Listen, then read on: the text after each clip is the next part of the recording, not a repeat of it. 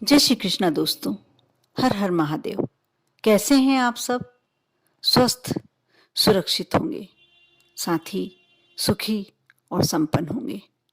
दोस्तों, शुक्र ग्रह जिसकी राशि में यदि अच्छा होता है, उत्तम होता है, उसको कभी भी धन लक्ष्मी की कमी नहीं होती। ऐसा कहा जाता है शुक्र ग्रह विशेषकर लक्ष्मी का ही होता है। यदि जिसकी राशि में शुक्र ग्रह कमजोर है, नीच पड़ा हुआ है, तो वह हमेशा दरिद्रता में निवास करता है। उसके घर हमेशा गरीबी पड़ी रहती है। दोस्तों, जिसकी राशि में शुक्र कमजोर होता है, उसको उसका धन आता तो जरूर है, उसको कमाई भी अच्छी होती है, आमदनी भी अच्छी होती है, लेकिन खर्च बहुत ज्यादा होता है। मालूम ही नहीं पड़ता कि धन कब आया और कहाँ खर्च हो गया। और जिसका शुक्र ग्रह मजबूत होता है, अच्छा होता है, उसे आगे के आगे रास्ते आते जाते हैं, उसके लक्ष्मी के आने के, धन के आने के, कमाई के साधन। उसकी आकर्षक शक्ति जो होती है वह भी बहुत ज्यादा होती है, बहुत अधिक होती है, प्रबल होती है। लेकिन यदि शुक्र ग्रह कमजोर है तो हम कुछ छोटे छोटे से उपाय करके शुक्र ग्रह को मजबूत कर सकते हैं, और जो छोटी छोटी परेशानियां, अड़चनें हमारे जीवन में आ रही है, धन संबंधी या कोई भी कार्य संबंधी, वह सब दूर हो सकती है। इसके लिए आपको इस वीडियो को पूरा देखना होगा, शुरू से अंत तक, बिना स्किप किए हुए। और यदि अच्छा लगे तो आप अवश्य इसे लाइक करें। यदि आप मेरे चैनल पर नए हैं, मेरी आवाज पहली बार सुन रहे हैं, तो सब्सक्राइब करें। और यदि आपका कोई फ्रेंड, आपका कोई दोस्त परेशानी में है, तो अवश्य उसे ये वीडियो शेयर करें। क्योंकि हम छोटी छोटी सी बातें यदि किसी के दूसरे के साथ शेयर करते हैं, अच्छी बातें, काम की बातें, तो उसकी दुआएं तो हमें मिलती ही हैं। आप यह मानकर कि हमें अपने साथ दुआएं ही ले जानी है, दुआएं ही इकट्ठी करनी है, दुआएं ही एकत्रित करनी है, यह सोचकर आप अवश्य इस वीडियो को शेयर कीजिए। अब मैं आपको उपाय के बारे में बताने जा रही हूँ। दोस्तों, यह तो आप सभी जानते हैं कि तिलक लगाना हम हिंदू लोगों के लिए, हम हिंदुओं के लिए कितना, हमारे सनातन धर्म में ही यह बताया गया है कि तिलक हमारे लिए बहुत पॉजिटिव एनर्जी का कार्य करता है, हमारा चक्र मजबूत करता है। तिलक लगाने का हमारे जीवन में बहुत अधिक महत्व है। साथ ही पुराने जमाने में जो पहले के लोग थे, वह जैसे कपड़े पहनते थे, यानी कपड़े पहनना जैसा अनिवार्य होता था, वैसा ही तिलक लगाना अनिवार्य होता था। आजकल इतनी हमारी सभ्यता बदल गई है, इतना हमारा सोचने का तरीका बदल गया है कि हमने तिलक को उठाकर एक परे रख दिया।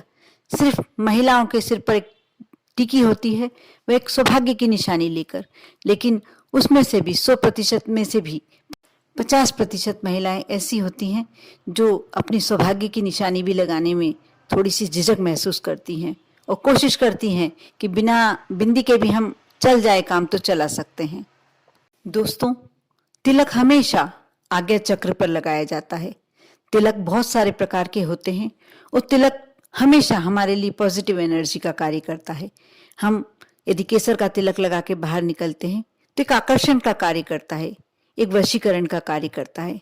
जब बाहर का व्यक्ति उस तिलक को देखता है तो अपने आप हमारी ओर खिंचा चला आता है। अच्छी भावनाएं, यदि हमारे सामने हमारा शत्रु भी खड़ा होता है तो उसके मन में हमारे प्रति अच्छी भावनाएं जागृत हो जाती हैं।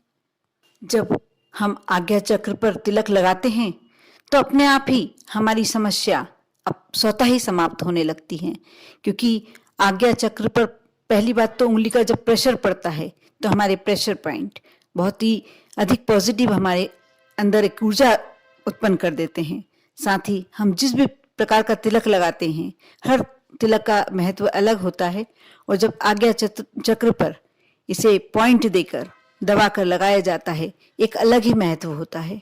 दोस्तों, शुक्रवार का दिन वैसे भी महालक्ष्मी का दिन होता है, और इस दिन यदि हम धन संबंधी कोई परेशानी, समस्या से जूझ रहे हैं, समस्याओं से सामना कर रहे हैं, तो यदि यह दिन विशेष होता है महालक्ष्मी को मनाने का, उनकी कृपा प्राप्ति के लिए, उनको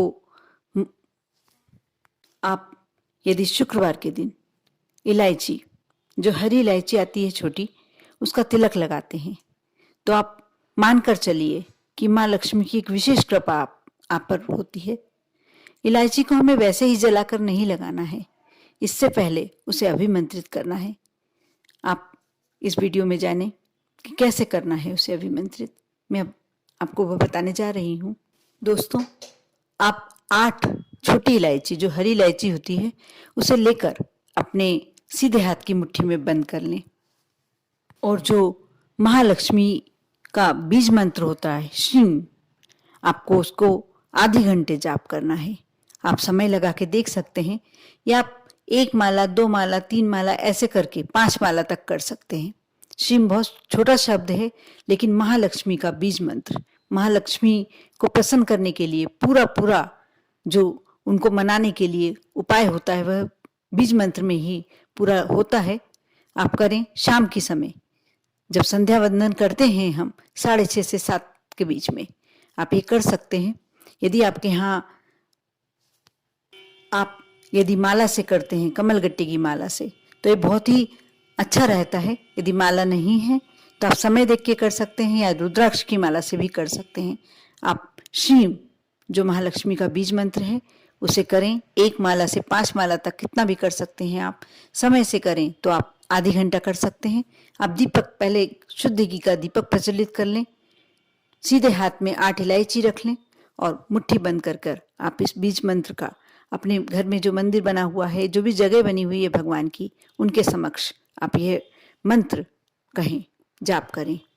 आप जब मुट्ठी में हरी इलायचियाँ रखकर मुट्ठी बंद कर यह मंत्र का जाप करते हैं, आपकी इलायचियाँ अभिमंत्रित हो जाती हैं।